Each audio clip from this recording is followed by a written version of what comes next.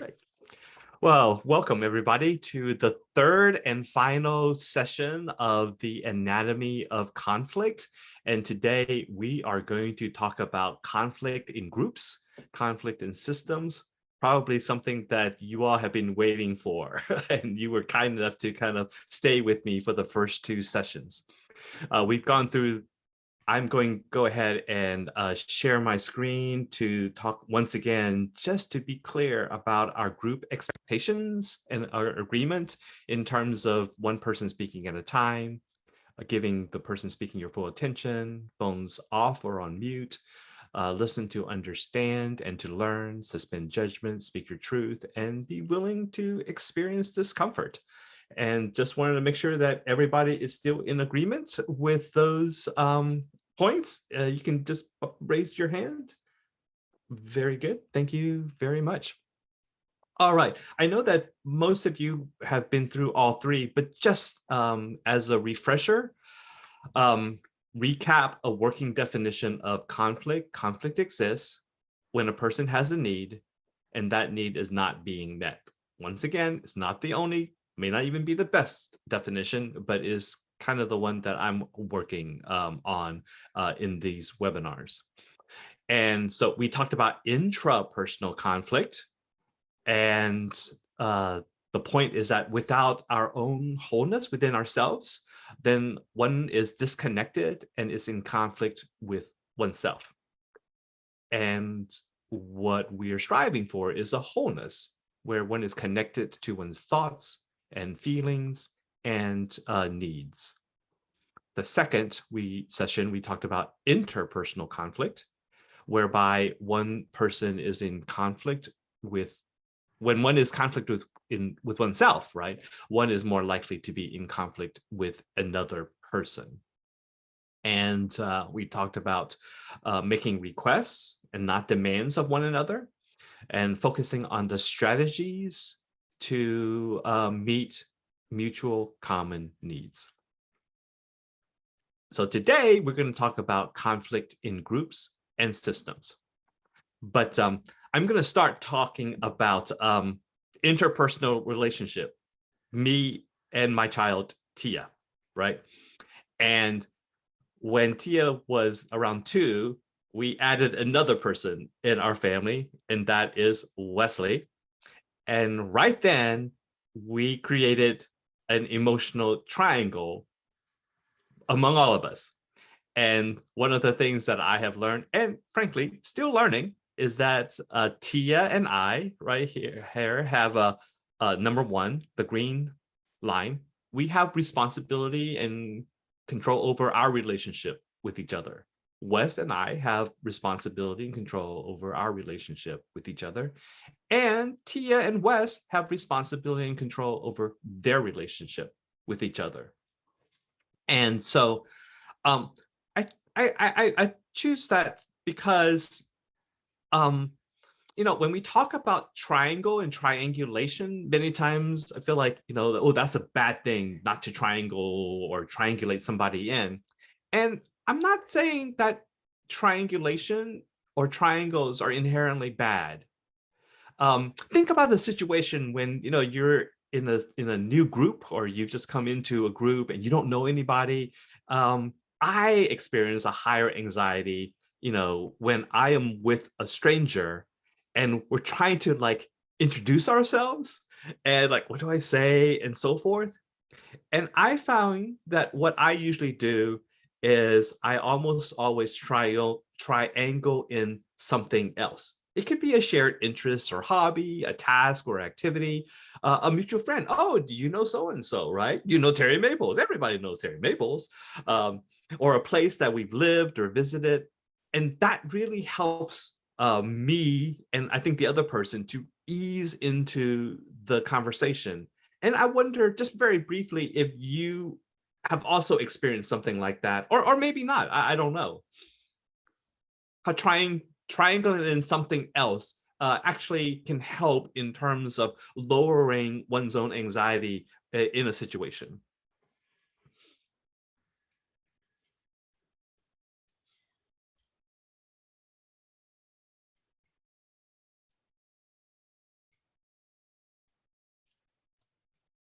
Michael, I like to use the illustration of a two-legged stool being very unstable. And of course, that relates like to the marriage relationship too. Yeah. Um, you often find yourself finding something else to triangle in, and often it is a kid, Yes. or for a mutual friend. Yep. Yeah. Yep. So The my only the point third is leg makes this stool more stable. much more stable. Exactly. So my point really is not that triangles are bad or triangulating something is necessarily bad, but just to understand that this happens. And the reason why people do it is because, for the most part, it stabilizes a relationship somewhere among the three. So let's get back to then boundaries. Love boundaries. So a person with healthy emotional boundaries knows where he, she, them begins and ends. And in this chart, right, I have the green circles with the little dot lines, right? And so proper boundaries, emotional boundaries, then creates clarity regarding the things that one person has control or responsibility for, and also things that they have no control and responsibility for. So a lack of boundary, when a person has unclear emotional boundaries, then it's they have a harder time figuring out like when he, she, them begins or ends, so to speak, and they often have a need to control or be responsible for others' feelings, thoughts, and needs, and they often do not take responsibility for their own feelings, thoughts, and needs. I have this image of when I do premarital counseling, or whatever, I had this image of like a couple that's so close right there. And when one person stubs their toe, the other person says, ouch, because they're so kind of emotionally fused. And I wonder if you have also observed in yourself or in others a lack of boundaries.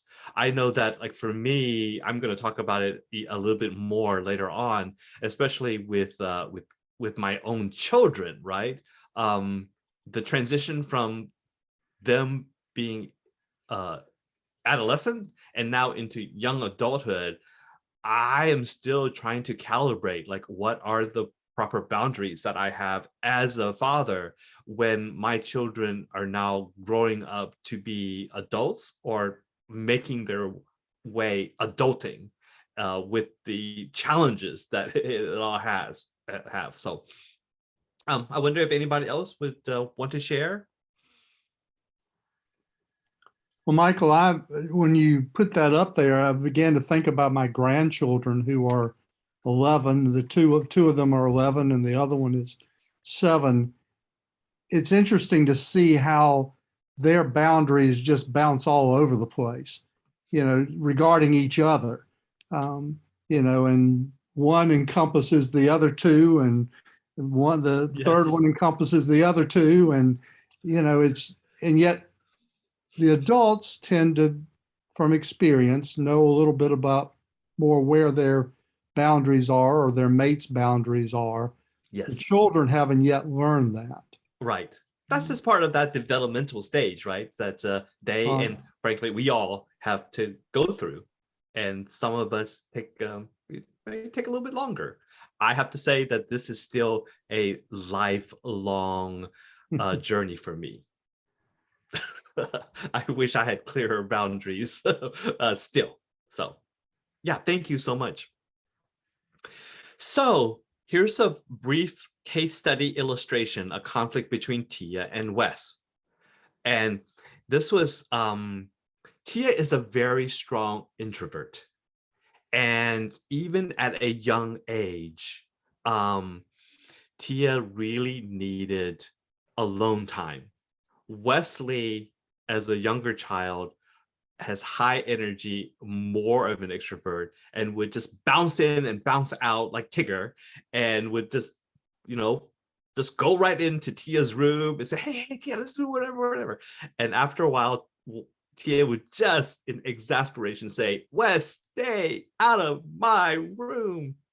Daddy, tell Wes to stay out of my room. Um, at that young age, as a father, I do have some responsibility and control over a relationship between my two children when they're young.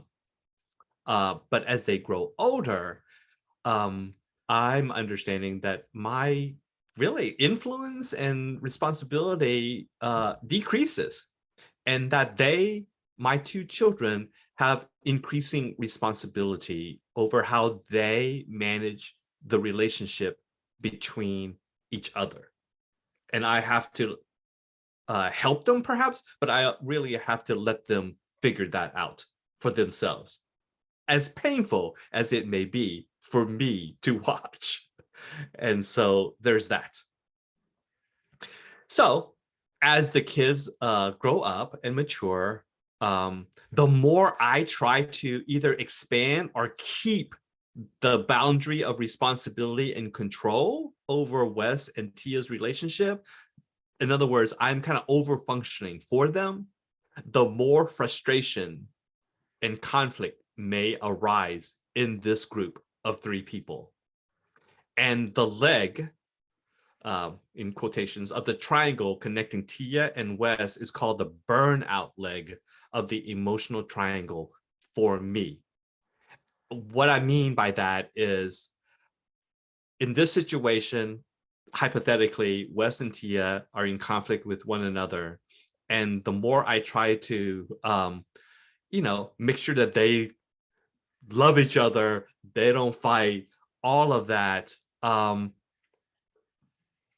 it's basically a losing battle for me, because I have almost no control over that. And ironically, the more I try to force them to like each other and to whatever, the more likely that they will rebel against that. Just despite that, But that's just something that I have observed. I do have a caveat though, and this is not just with children, but with others, that when one of my child's actions have negative consequences for other people, then as a father, as a leader, I do have some responsibility to address it, to name it, and to find ways to work through it. So it's not just like, oh, well, now that you're young adults, I'm just gonna totally whatever. I feel like I still have responsibility, at the very least, to make observations, to be clear about my desire for what healthy relationships might look like, and then hopefully model it in my own life. So this may be too close to home, but how have you seen this dynamic of the emotional triangle in your family? Maybe you don't have to share, but I think it's just a time for you to reflect, right? How you have observed this dynamic.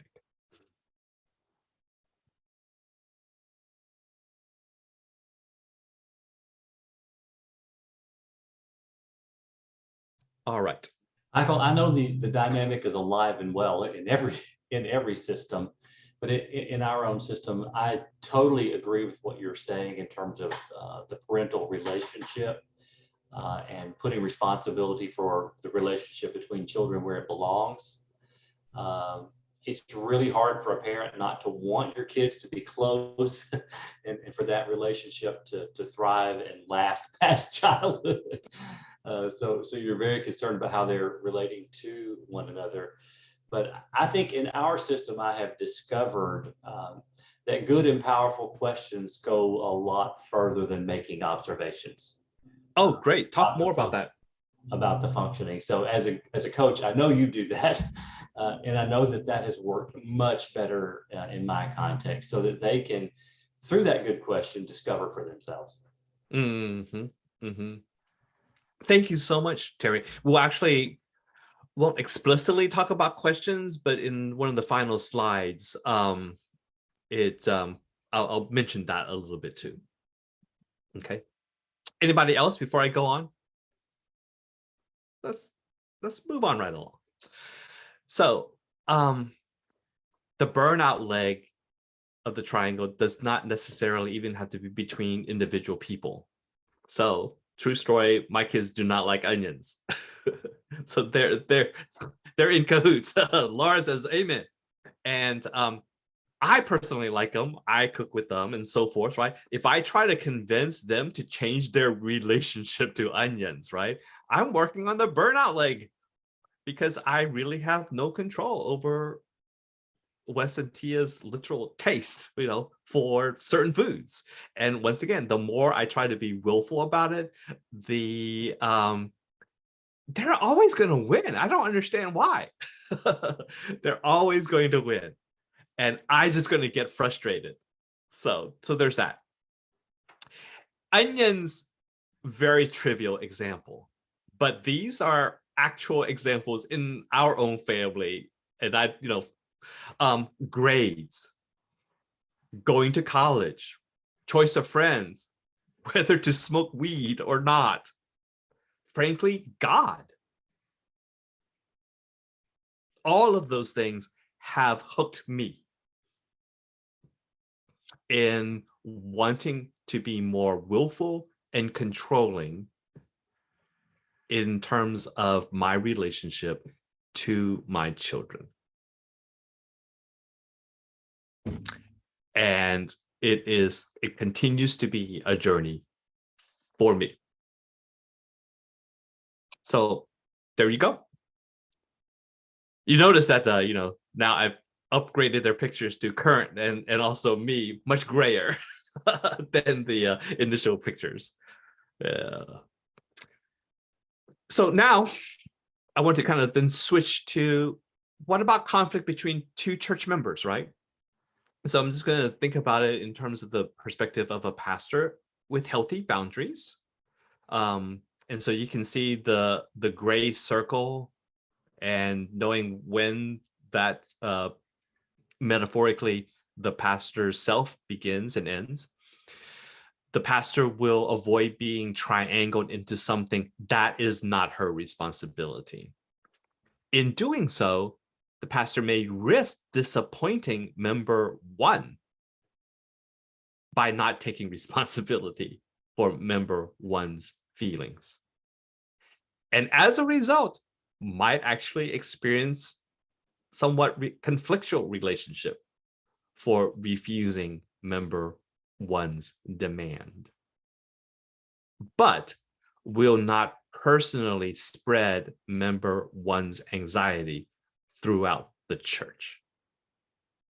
And so like if the first person has a conflict with person number two, that's on the top right there, right?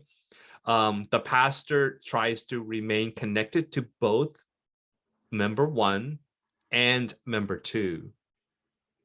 But hopefully, the pastor can definitely, through good questioning, through ways of support, find ways to perhaps help members one and two to come to some mutual understanding and to work through that conflictual relationship, but does not need to be a rescuer. So that's conflict between two members. What about what I call topical conflicts? So it doesn't matter what the topic is, right? With my kids, onions or grades or whatever it may be. So you can think about whatever topic that's in your head. There's going to be some group that may not like whatever that topic is. And so they come to you, the pastor, the leader, and you need to do something about that. And so it's helpful if a pastor have healthy boundaries to have clarity regarding his or her thinking and relationship to whatever that topic is. And that's what the green line is. You're clear about your thinking about that. And you want to stay connected. That's the yellow line. I put yellow because, it may not be lovey-dovey. There may be some tension because of that, but you want to stay connected. And in so doing, you could learn about, what the reasons are and so forth. But many times groups want the leader to take responsibility to fix that problem for them. so that they themselves, their need for maybe ease or comfort or the status quo or whatever maybe can be met, right? And a person with stronger boundaries might listen, might be able to understand, but also think clearly, is this my responsibility, my role to address this, to fix this for them, stay emotionally connected, and also to work with group one to clarify their relationship to whatever that topic might be. Once again, good coaching questions, being curious about it, not assuming that you know what group one's problem is, so forth and so on. It requires, being connected to yourself. What are you feeling at that moment? What needs are being met or not met? Is your heart kind of pounding and racing? What is that trying to communicate to you? All right. And then finally, conflict between groups. So once again, at the very top, name a topic, any topic. It doesn't really matter. And in our day and age, chances are there are groups within your church that will have a different relationship to whatever that topic is going to be. And they will try to come to you as the leader to help, for them to tell you to kind of fix it or whatever, so they can feel better, more comfortable, more at ease. Once again, a pastor with healthy boundaries hopefully will have a clearer thinking and relationship to whatever that topic is, will stay emotionally connected to both group 1 or 2 and 3, so forth. Once again, not taking responsibility for either group's feelings about it, and then work with the groups to clarify their relationship to whatever that topic is. Easier said than done. For me, staying emotionally connected and also not taking responsibility for the group's feelings, because I am a chronic overfunctioner. I'm going to stop at this point and just see if you all have any questions regarding what I have just shared in terms of conflict between two church members, conflict regarding certain topics or events, whatever, and also conflict between groups.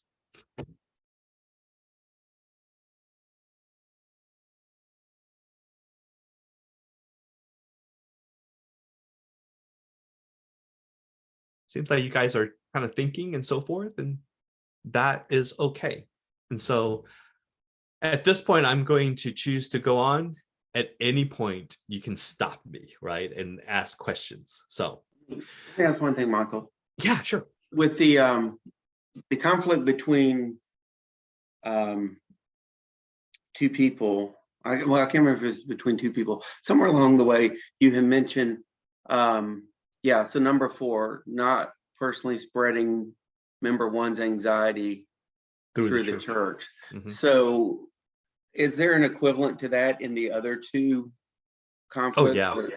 Yeah. So what, spreading the group's anxiety? Yes. And then what would that look like between two different groups, I guess? Yeah.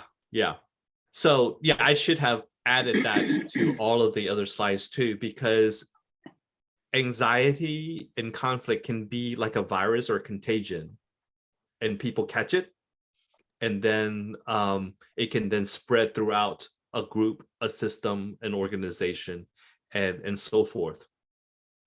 To the extent that a leader can stay connected to the various groups who are having conflictual relationship to whatever it may be, and having a hard time managing either individually or group wise their own anxiety, and so it spills out, right, in parking lot conversations, in back in the day, phone or cell phone conversations. I'm sure right now texting and God forbid spouting out on Facebook or whatever in social media. It has a way of spreading. There are certain things that it's just really, really hard to control. Once again, regarding what other people do. But I do believe that as a leader, to the extent that you can stay relatively less anxious, stay connected to the folks, stay curious, and to set the emotional thermostat within the system. It can help. It's not easy, but it can help. I don't know if that answers your question, Kenny. Okay. But that's a really good question. And I've been kind of working on this in community and reflecting upon my own life and so forth. I don't have the like the magic answer or I don't know how to even use this word, like silver bullet or whatever, right? That's why this is such an intractable challenge in our community, in our churches, in our families, in our country right now. But yep, good question. You all, I think, have had an opportunity to take the Kraybill conflict style inventory. Is that right? Okay. And so what I thought I would do is to once again circle back to the conflict styles and a way to kind of reflect upon your answers in terms of the directing, harmonizing, avoiding, cooperating, and compromising styles. And I'd like to kind of play out how each style can, the scenario of like this, a case study of a COVID mask policy, and see how that may play out. So that once again, there's not like, here are the 5 steps to work through this conflict, but the idea is just to raise all of our awareness of what, how we show up has an influence regarding this hypothetical case study that for all of us was not really hypothetical. If we still, we may not be as acute now as it was a year ago. Is that okay? Okay. All right. So the first style is directing, right? And I'm going to go back. So, there's kind of I win, you lose, but really is the strategies is more of a kind of more assertive, kind of insisting and demanding. Now, I must confess that these words seem more negative to me but I think there are ways to be, I wasn't just assertive, clear, direct in ways that can be healthy. So the first scenario, the pastor is less anxious, clearer boundaries and clarities about what the community needs to prioritize, right? And so in using a directing style, the pastor may say, we will continue with mask policy 1 because this policy meets the present needs of the church. Group 1 may be in conflict with the pastor because they don't like mask policy 1. But the pastor remains in contact and connected to group 1 here. All right. So that is the directing style. And you will also notice that there's a green line to group number 2. And that's kind of assuming that group number 2 agrees with the current mask policy. So they're happy, right? So they think the pastor is doing the right thing, so forth and so on. They have kind of a tension, maybe that a dotted yellow line with group 1, because like, why are they trying to mess up a good thing here? Group 1 is unhappy. All right. So in scenario number 2, same conflict style, the pastor is more anxious with unclear boundaries and less clarity about what the communal needs should be and prioritize. And the directing conflict style may look like this. We will continue with mass policy 1 because I'm the pastor. End of conversation. And I'm now going to turn around and leave, avoid. Group 1 and the pastor now are in intense conflict in both directions. And, group 2 may say, hooray, right? But in so doing, you notice that, the dotted yellow line in the previous slide is now probably going to be a red line, because now they see that group 1 is, much more of like an enemy. So that's 2 kind of scenarios within the directing style. Okay. So harmonizing style. Once again, the first scenario, the pastor is less anxious, clear boundaries, clarity about communal needs. And with the harmonizing conflict style, that pastor could say, I've talked to group 1. I was curious and asked, a lot of good questions. And I think group 1 makes a compelling case for change in policy in order to better meet the needs of the church. And so that style harmonizes with group 1. But in so doing, guess what? Group 2 is now not very happy with the change. The pastor is direct with group 2. So interesting, right? The pastor is not trying to harmonize with group 2. The pastor can try to understand their needs, but the pastor does not take responsibility for their feelings. And there is still tension here. So that's scenario number 1. Scenario number 2, the pastor is anxious, and the pastor's harmonizing conflict style looks like this. Well, whatever group 1 wants is okay, as long as it makes them happy. The pastor himself or herself may be personally conflicted about mass policy 2. Group 2 is conflicted with the pastor, and the pastor avoids meeting with group 2.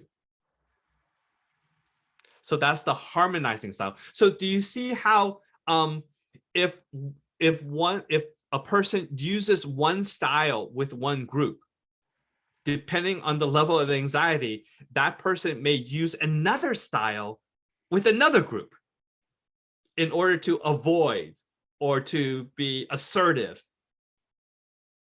in order to kind of keep things going, right? And so it's just, once again, it's just an awareness of the kinds of the conflict style that you use with different groups. Avoiding style. In this situation, if the pastor is less anxious, right, the pastor using this style may say, I can't respond now because I need time to consider your request. Let's talk about it next week. But in that present moment, I'm going to avoid really getting into the weeds right now. So group 1 is in conflict with pastor, but in only one direction, really, because the pastor is working hard to remain connected. And group 2, right now is like, there is just, notice the mass policy is a question mark because no one really knows at this point. It hasn't been decided. And so there is this kind of people are kind of just in a transition time. And that in itself, uncertainty can also raise anxiety too. So that's why there's no green lines here, just yellow in best case scenario. But with an avoiding style, when the pastor is anxious, the pastor can use an avoiding conflict style and does not respond to either group 1 or 2, right? Just radio silence.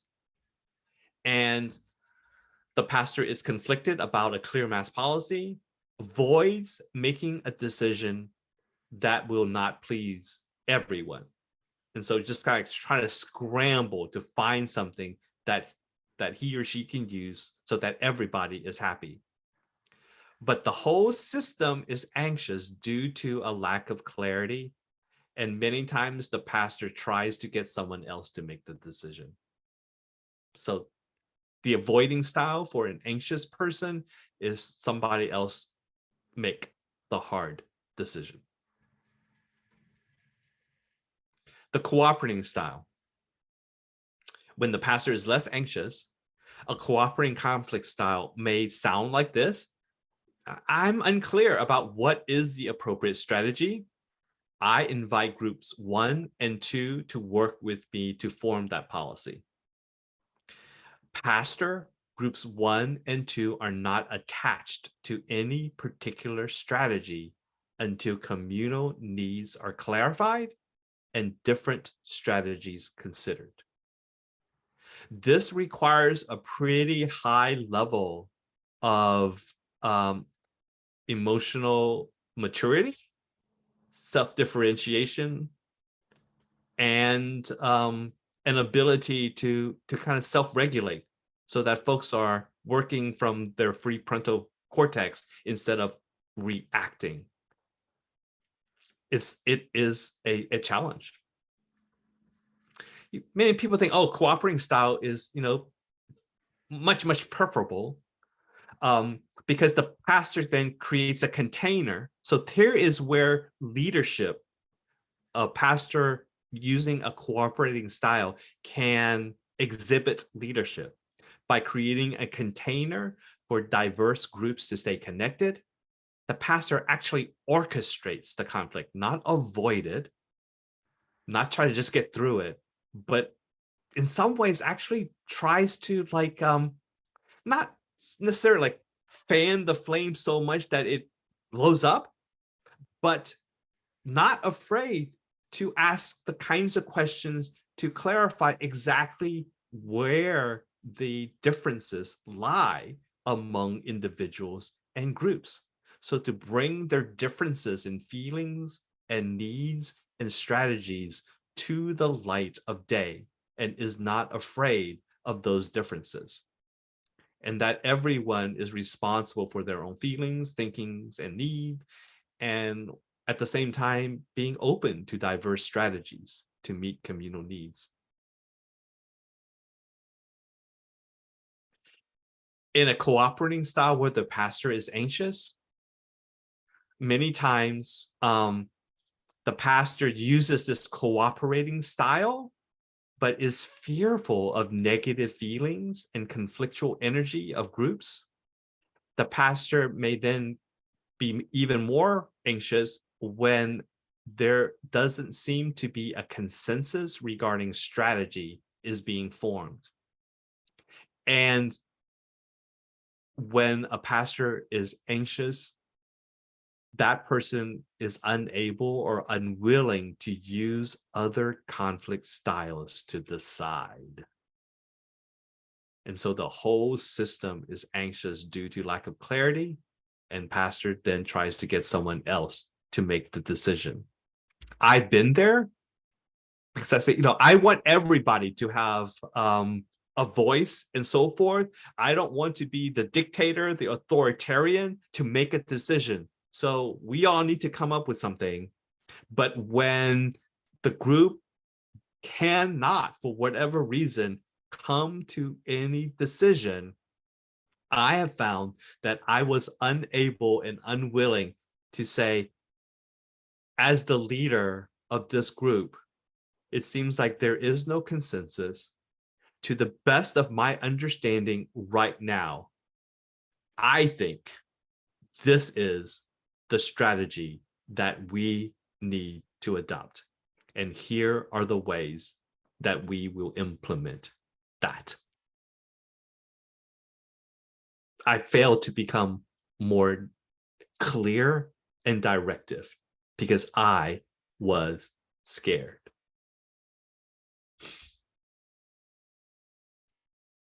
The compromising style, when the pastor is less anxious, the compromising style may look like, once again, I'm unclear about what the appropriate strategy is. I invite groups 1 and 2 to work with me.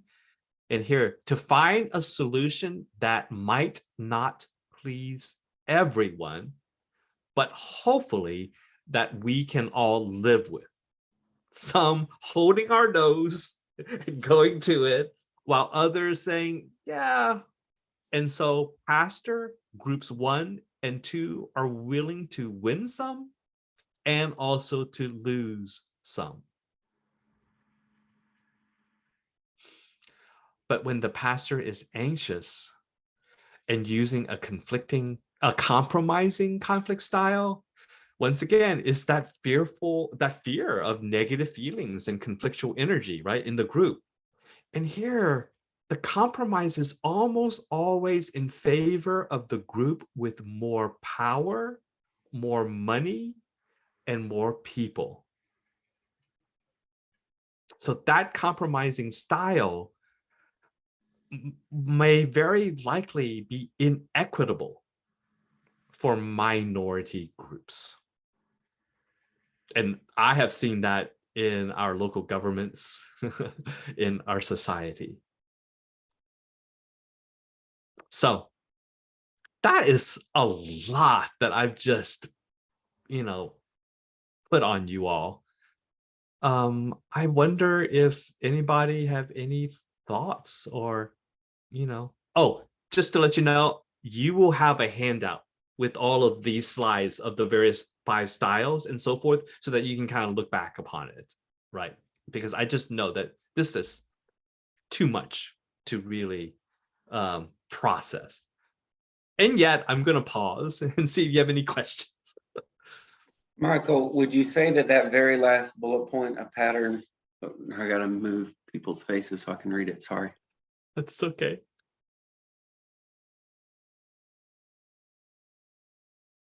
A pattern of this kind of compromise will likely be inequitable for minority groups or groups with less power within that system. Oh, Kenny, you're still muted. Would you say that's because there's no path of no resistance, that in this pattern would be the path of least resistance? And so it's the pastor protecting his or herself? Yeah, it could be a path of lesser resistance.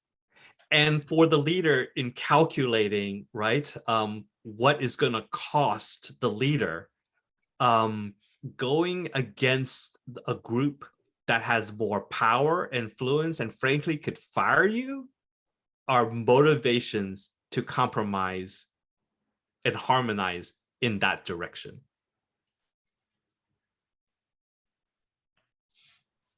Michael, I think it's really good that you have helped us think through each one of these styles. And I think every person on this Zoom right now can resonate with the feelings that happened in the midst of those kinds of conversations. I don't know if you want to go there, but it seems to me that the additional layer of stress that came during this period was that every option was politicized. Yes. And so not only did you have these groupings of people, but these groupings of people had feelings about whether or not what you're attempting to do is tethered to a political ideology or not. Even whether you listen to the governor's mandate on masking, or whether you should listen to Fauci, or whatever the issue is, everything got politicized and just ratcheted up the anxiety, especially for pastors. Yes, absolutely. And this is where thinking systems, that it's not just the members of your church, right, is the members in their relationship to a lot of other things, which I will kind of get into. But right now I was saying their relationship to I'm going to name them in terms of needs, right? Mm-hmm. In terms of their own sense of connection with one another, their sense of ease, what they have been used to in terms of getting their own way and so forth. And now but then also their identity and belonging. There are stories, right, of folks who maybe they are embedded happily in a group who may be more conservative and is very much against vaccines and so forth. But they secretly got a vaccine and not tell their family members and their tribe, because their allegiance is to the tribe. And if they found out that they got a vaccine, then they could be ostracized. Mhm. And so the need for belonging, lack of a better word, trumped, right? Even a need for health. And so now we have really conflicting needs. And if you dig down a little bit more, it then may have something to do with then the kinds of thinking and stories that they tell about themselves and about others, that then helps them to make sense of the decision to prioritize a need for belonging to this group, even at the expense of my health and perhaps the health of the people we love. Then we get into, now that is actually an internal conflict of allegiance. Yeah. I know that, we like to think, we hope, or maybe we kind of despair because of our assumption that like surely we can work through the conflicts and so forth. In the next slide, I'd like to just talk a little bit about the difference between constructive conflict. This is the kind of conflict that we actually want to orchestrate. And as a facilitator, I want to carefully create the container to hold and fan the heat a little bit so that the conflict, whatever that might be, may come out to be constructive, versus destructive conflict that isn't going to, is not going to go anywhere. So I don't have a handout for this, but I will make a handout for this too. So it will be included. So you don't have to frantically write notes or whatever. And this is not the be all end all list. But constructive conflict usually is when people, especially the leader, is more grounded, is more whole, so they're less anxious. Now, notice that I don't say they're not anxious at all. Anxiety actually, from my perspective, is a very important communication tool that our body sends to us to tell us that something that we value might be at risk. And it really behooves us to listen, to be aware of that, right? But constructive conflict can more likely occur when the leader and others are connected to others, that we have a greater capacity to actually see the humanity in others. Therefore, we try to find ways to seek solidarity to them regarding their unmet needs, their fears, and so forth. It is a mindset that can hold both, and it is curious. Like, I wonder what the reasons are for whatever decision or position that they're holding. And it's not just the surface, right? What are their needs? What are their allegiances? How does that affect their identity and belonging to their tribe, so forth and so on? And so out of that curiosity seeks to understand that person as a person.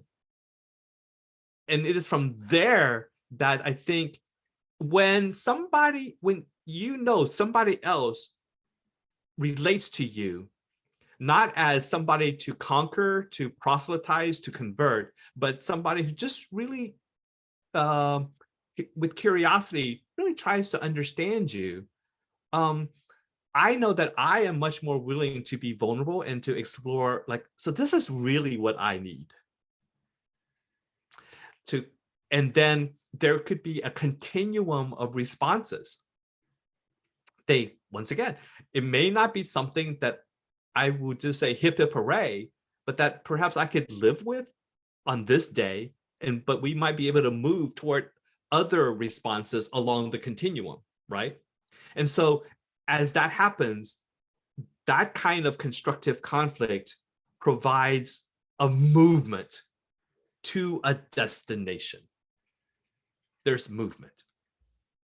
So this is the kind of conflict that I can work with as a facilitator, as a consultant, and so forth. However, in destructive conflict, when I find that the leader and others are, they're conflicted within themselves, they're more anxious, they have already cut themselves off from other people, there's a sense of contempt for others. And so then it's all adversarial. It's us versus them. It's either or. And instead of a curiosity, it's a shutting down. I'm right, you're wrong. Instead of seeking mutual needs, there's an attachment to this strategy and this strategy only to meet a need. And in order to operationalize that strategy, they want us to dominate, to force others. And it's a binary choice. Instead of a continuum of responses, many times like a vote is a binary thing, a yes or a no, without kind of having a sense of like, I wonder if people might have other, kind of other thoughts in between yes and no, right? Like, not like maybe, but like, it's not 100% yes, but I can live with it. Or I may get to a yes if certain concerns are addressed, right? But when you get to a binary of yes or no, all of those kinds of explorations are out the window. And finally, in a destructive conflict is the destination. You're just stuck there. It's not going to go anywhere. And people are actually fanning the flames to further the conflict instead of trying to move to something else. And unfortunately, we see it in our society right now. A lot of these kind of factors. So, Michael, I think that chart is very helpful. Even your use of green for the constructive path and red for the destructive path. Yeah. And so I'll definitely include that in the handout. So at the very least, right, it kind of helps me to think about, wow, what are the chances? So, however, I'm also always reminded, this has also been a verse that has stayed with me the last several years from Ephesians 6, chapter 12, verse 6:12. Paul says, for our struggle is not against flesh and blood, but against the rulers, against the authorities, against the powers of this dark world, against the spiritual forces of evil and in the heavenly realms.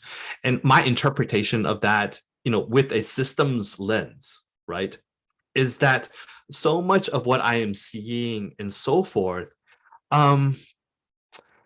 is less helpful for me to see a certain individual and label that person as whatever label that I'm tempted to label them as an adversary.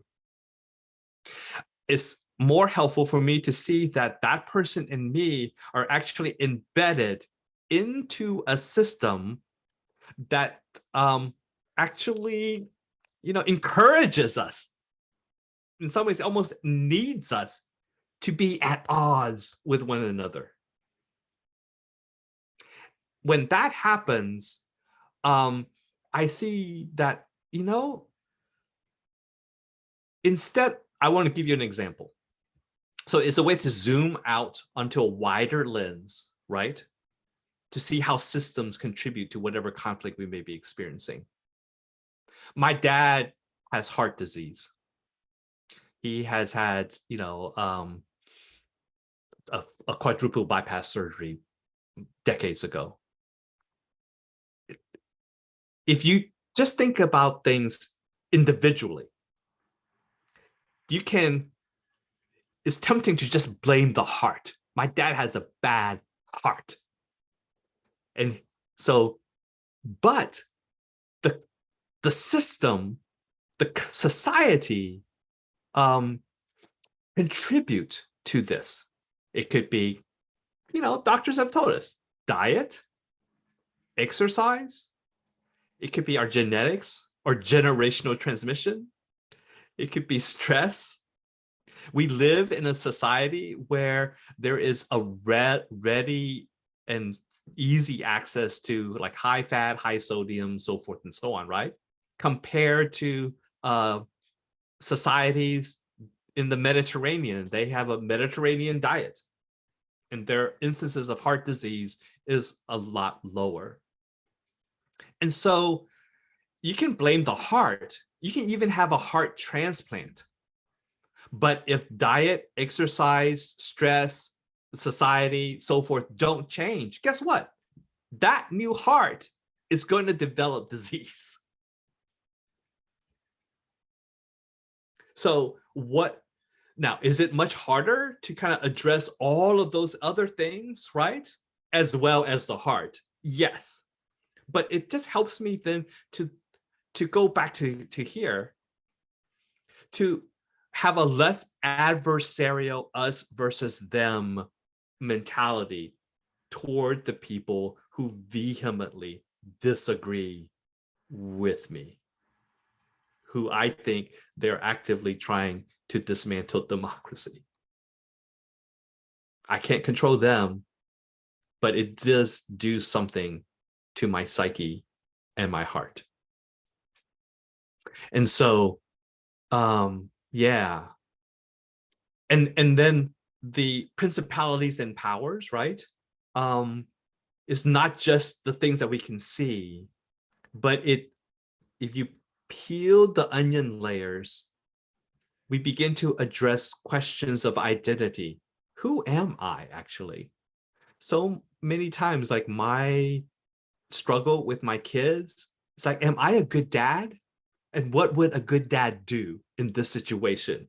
Would I allow them to smoke weed? What kind of a dad am I, right? Identity. So it's about me and how I see myself, how I want others to see about what if somebody else finds out that my kids do this, and this? Would they going to think worse about me? Questions about allegiance. Who do I serve? Who do I belong to? Do I serve my tribe? And do they have a higher priority than perhaps common good or just my family? What does it mean to have love the Lord your God or worship the Lord your God and worship God only, right? When Jesus was tempted. And then in workplaces, I think sometimes it touches upon identity too. My competence. Am I good enough? Am I worthy enough? That is a common theme of the pastors that I've coached during COVID. Seminary hasn't taught them anything about COVID. And they're just saying, like, I'm trying to find, like, so many things that I know how to do is not available to me now. How can I earn my keep? How can I prevent congregants from accusing me of not doing my job, of being incompetent? Ugh. Those are at least three kind of deeper questions that leads to conflict within myself, which then spills out to conflict with other people and within systems. So we're at the 1 hour mark, basically. I have talked so much, and I'd like to just have a conversation. May have to do with this aha or whatever, but I'm just going to open it up. Any thoughts, cries?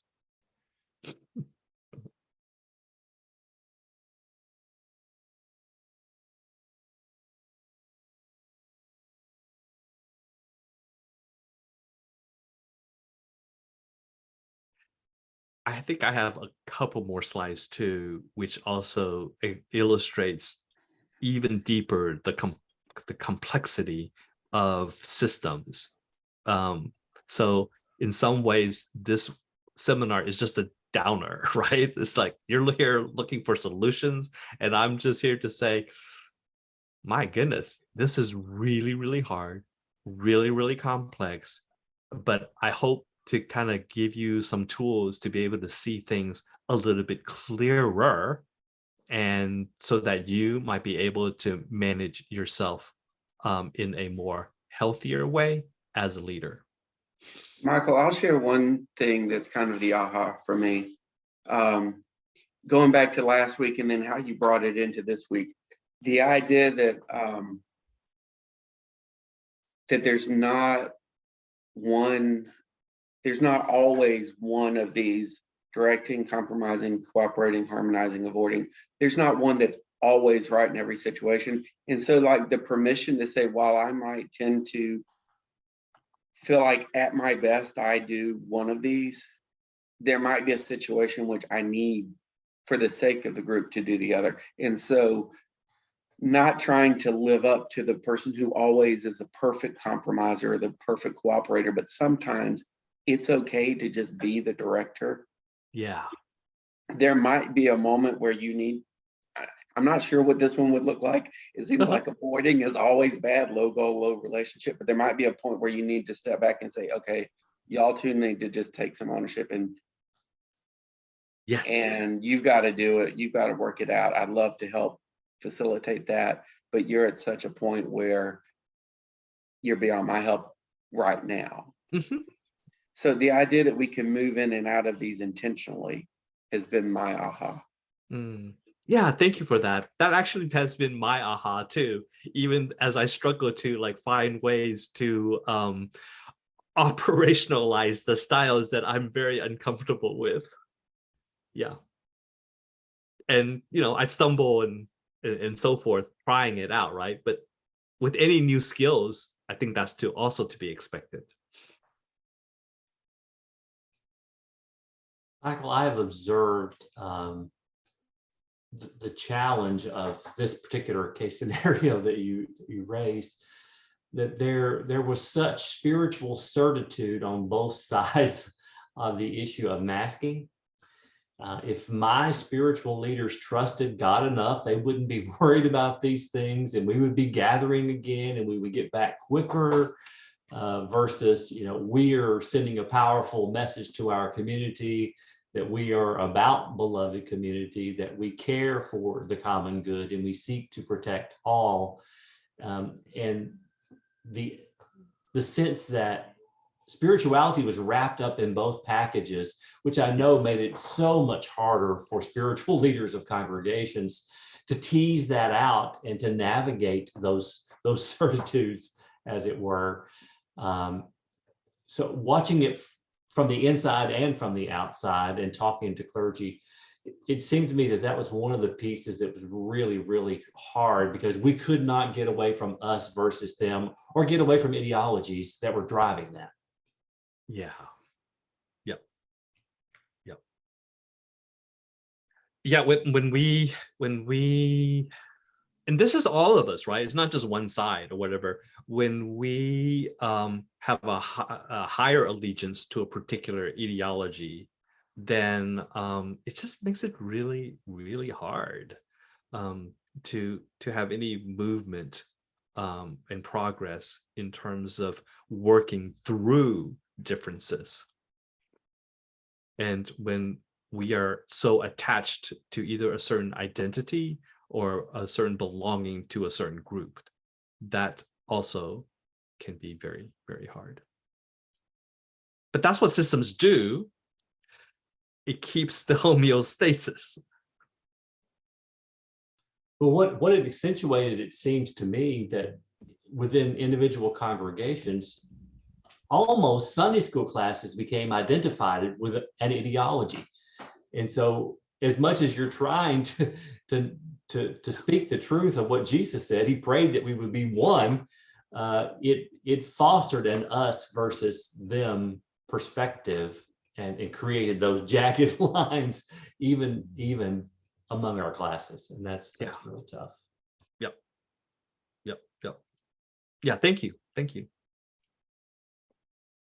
Anybody else?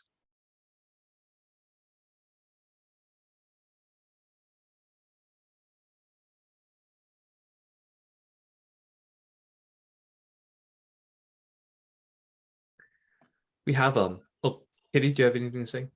Well, maybe this is something for a one-on-one coaching thing later on, but one of the things that I'm trying to figure out how works into all of this is, and Laura's going to get tired of hearing me say this, but I've often said the person who desires the role of prophet is probably the person least suited to be a prophet. I don't know of any biblical prophet who actually wanted that, but Right. when you feel compelled to speak something prophetically, there's inevitably going to be some kind of a conflict.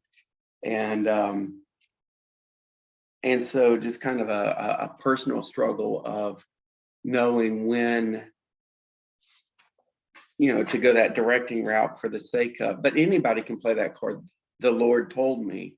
And so I don't know how much of that is inner conflict with assurance that that's what it is, or I don't know. It just, that has been a hard thing for me to feel like there was a prophetic thing and navigate the pushback, knowing that I don't want to be in conflict with the church, but there may be some times where it feels like values were stepped away from that were seem non-negotiable. Yeah, right. So that's a hard piece to figure out. And I've also always said the prophets always seem to fill that role for a season. Nobody had that for their whole lifetime. And so knowing when is it how to properly step in for that time into that role and step back out of it is a hard piece for me to navigate. Yeah.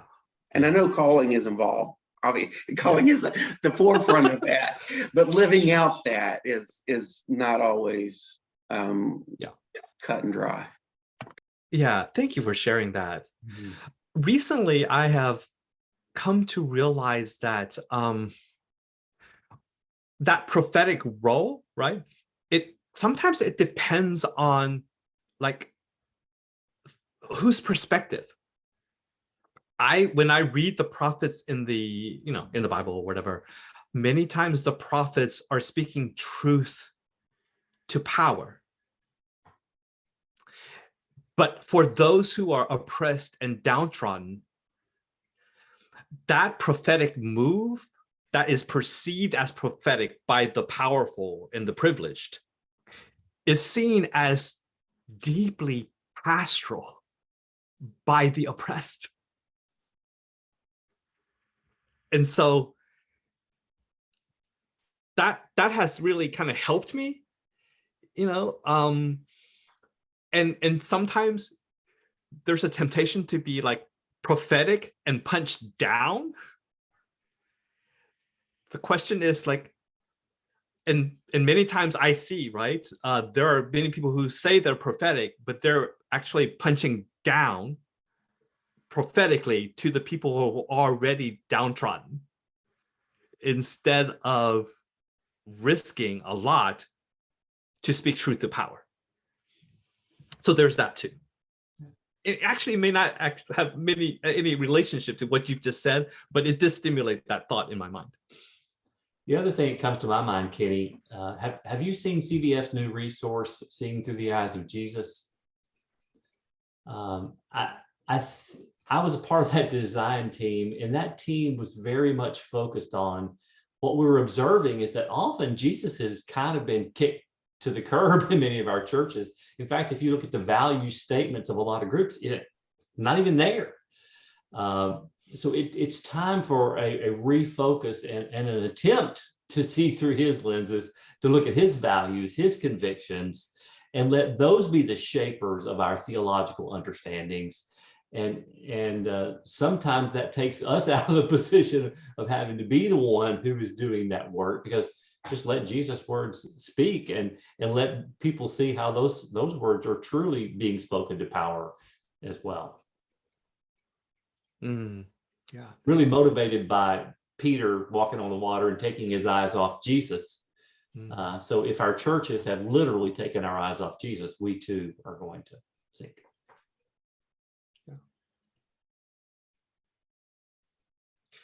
I'm actually also kind of thinking through the kind of roles that we play. I'm trying to pull it off of the top of my head right now.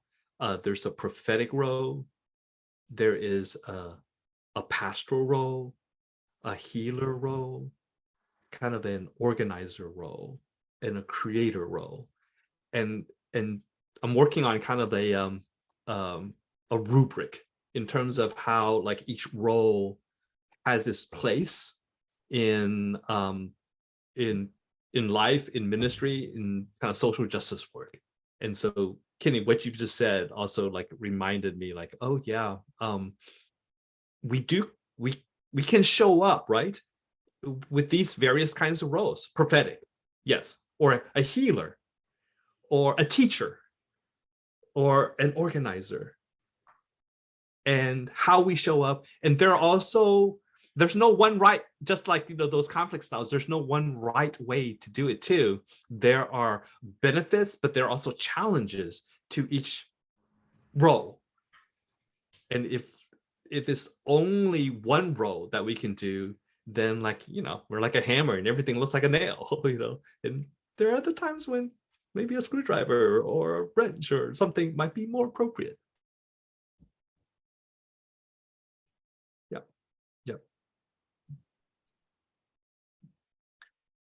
Are we exhausted enough now? Have I exhausted you enough? Yeah, I'm just okay. It is we have about 13 more minutes. Seems like your energy is like you're ready to end, and I'm ready to let you go. I do want to send you a link that has a feedback form, so that this frankly was quite challenging, this third one for me, because of both the content and also just trying to be clear and all of that. So I would welcome any kind of feedback response regarding this, so that I might be able to present this, engage folks better. But at the end, we've finished with 3, and I wonder if you all are willing to just give me the grace of like any final takeaway or a word of gratitude.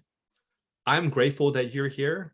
I'm grateful that you continue to respond to God's call in your life to work among a community of people that are desperately seeking not just the good shepherd, but a faithful under shepherd.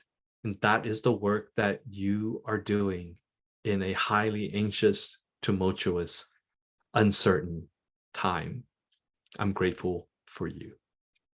Michael, I'm grateful for you, and I appreciate your willingness to work through this hard stuff.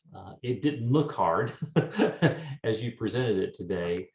So you obviously have done a lot of work behind the scenes, and we appreciate that. And Brene Brown would be very proud of you for your vulnerability and the ways in which you used your personal examples to help us, to help animate what these principles are. And then it was much easier to take it to the congregational level. And I know each person in these checkerboard squares can take these principles and then go look at their own context and their own functioning, and probably do a much better job of self-observation about leadership. And so I'm very thankful for that. Thanks. Yeah, thank you, Michael, for putting words to things we've seen and experienced. You know, you sort of organized all of those things that we've walked through ourselves and experienced ourselves, and being willing to share your slides with us, is helpful, because to go back and listen to the whole thing again is good, but yeah, I'd like to maybe focus on, well, what was that slide he did then and there? And so if you wouldn't mind, yeah, I wouldn't mind at all. share those slides with us. Yep. Yeah, absolutely. Absolutely. thank yeah, you. Thank you. Sure. Yeah, I just want to be helpful. I think for me, Michael, I took the Craybill assessment 3.5 years ago when I was in CBF Fellows, and it was really interesting for me to compare how my scores have changed Yes. over the last 3.5 years. Yes. At that time, we had the church I was serving had a new pastor who had been there about a year, and conflict was about to hit the fan. Like while I was taking this assessment, there was a crisis in our community. And so, I did not answer those questions with that crisis that hadn't happened yet. And now I'm in a new context with a pastoral transition, and anxiety is high always right now. And so it has been super helpful for me to kind of get to know myself better so that I can then pastor better the people when times of anxiety and potentially conflict as we get ready to head into listening sessions arise. And so I'm going to keep this very close to me. And the conversation today, I know I will go back and watch 2 or 3 times and take notes, just because I want to be proactive instead of reactive as we're going through this. So I'm grateful for just all 3 of these sessions. I was sad to miss last week, but I did rewatch it and I will again. So thank you for the time that you've given to this. And I want to send these to my church leaders and be like, you all need to watch this as we're going into this. Please, for my sanity, please don't make me be the only one doing the hard work. So I'm going to try and find some creative ways to share this with them as well. So thank you. Yeah, thank you, Kristen. Thank you. Yeah. All right, folks. Well, at this point, I want to once again give thanks to you, give thanks to God, and for an opportunity that God has given me to kind of think through and work in this area in Charlottesville, in various churches. And so God's blessings upon you as you continue your ministry and in your life. I found working through this too is helpful, like, with my own kids, with my wife, with my parents, all of those things. So appreciate you all and hope to see many of you next week at the General Assembly. And with that, I bid you all adieu. Thank you, Michael. All right. Okay. Bye now. And Terry, I guess Mark will